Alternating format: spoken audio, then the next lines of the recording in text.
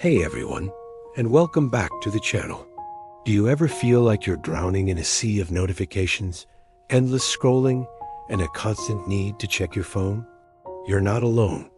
We live in a world that's always on, always connected. But what if there was a better way? What if you could reclaim your time, attention, and even your happiness?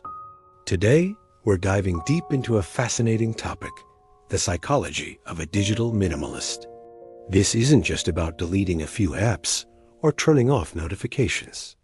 It's a fundamental shift in how you relate to technology. It's about being intentional. A digital minimalist understands that our tools, especially our digital ones, should serve us, not the other way around. They don't just passively accept every new app, platform, or device that comes their way. Instead, they ask a powerful question. Does this technology significantly support something I deeply value? If the answer isn't a clear and resounding yes, they're not afraid to let it go. So, what's happening inside the mind of someone who adopts this lifestyle? First, there's a strong sense of autonomy. Digital minimalists have a powerful desire to be in control of their own lives and attention. They recognize that many apps are designed by some of the smartest people in the world to be as addictive as possible. The infinite scroll, the pull to refresh, the red notification badges, these are all psychological tricks to keep you hooked. A digital minimalist actively resists this manipulation. They're making a conscious choice to be the master of their own mind, not a puppet for a tech company's engagement metrics. This isn't about rejecting technology. It's about rejecting the loss of control that often comes with it.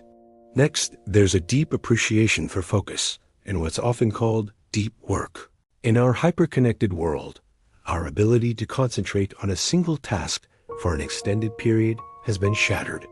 We jumped from email to social media to news alerts, constantly context switching. This shallow, fragmented attention prevents us from doing our best, most creative, and most fulfilling work.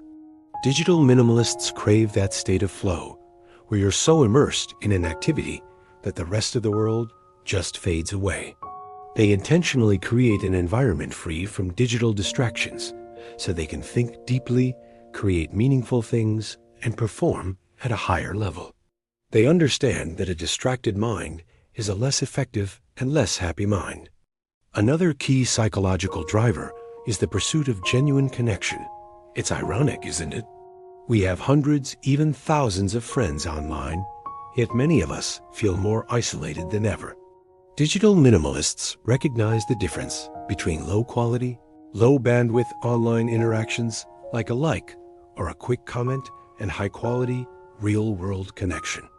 They prioritize face-to-face conversations, phone calls where you can hear the nuance in someone's voice, and shared experiences.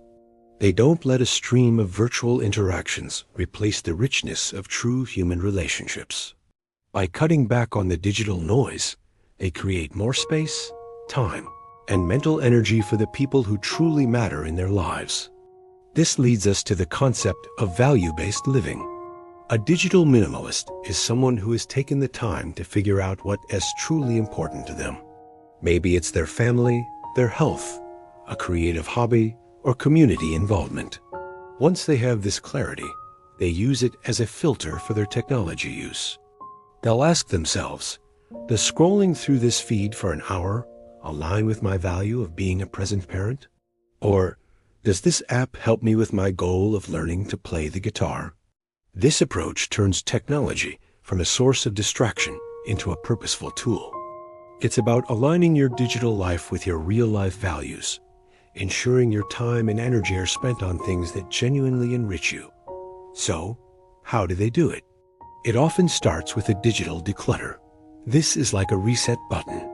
For a period, maybe 30 days, they step away from all optional personal technologies. It's not easy, and the initial feeling can be one of boredom or anxiety, but this is where the magic happens. In that quiet space, you rediscover what you enjoy doing without a screen. You might pick up a book, go for a walk, start a conversation, or just sit with your own thoughts. It's a period of rediscovery. After this declutter, you don't just rush back to your old habits. You reintroduce technology slowly and intentionally. For each app or service, you ask those hard questions we talked about. What value does this bring? How will I use it to maximize that value and minimize the downsides? For example, you might decide to keep a social media app, but only use it on your desktop computer for 15 minutes a day, or delete the app and check it once a week. You set your own rules. This process isn't about deprivation, it's about optimization. You're curating a digital life that's tailored to your personal vision of a life well lived. Ultimately, the psychology of a digital minimalist is one of intention, self-awareness, and a courageous commitment to living a deeper, more meaningful life in a world that constantly pulls us toward the shallow. It's about trading a frantic, distracted existence for one of focus, connection, and purpose. It's a journey, not a destination, and it's one that's available to every single one of us. If this idea resonates with you, maybe it's time to ask yourself, what do you truly value? And is your technology helping or hindering you from living in alignment with those values? You might be surprised by the answer. Thanks so much for watching. If you found this video helpful, please give it a thumbs up and subscribe for more content on living an intentional life. I'd love to hear your thoughts in the comments below. Have you tried any digital minimalist practices? Let's talk about it. See you in the next one.